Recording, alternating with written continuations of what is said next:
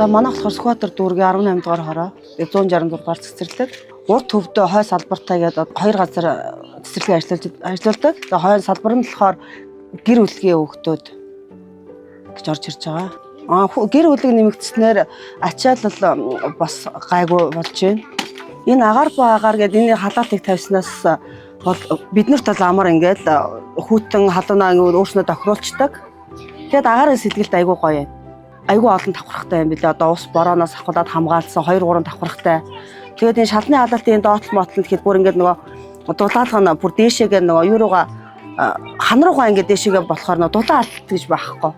Энэ шинэ агаар энэ халаалт болохоор одоо хүүхд очиод ингээд төлөгдөх тийм эрсдэл баг аюулгүй. За тэгээд энэ чинь агаар нь сэлгэгдэж байгаа болохоор хүүхдийн нөгөө хамар ам битүүрэхгүй хүүхдийн бас эрүүл авах ба. Энэ хоёрын хооронд нөгөө юу тэн байдаг байсан болохоор ингээд энэ тэн байхгүй айгүй баг зайны юм агаар гэдэг халаатыг тавьчихаар хүүхдийн хөдөлгөөн бас чөлөөтэй болчихж байгаа.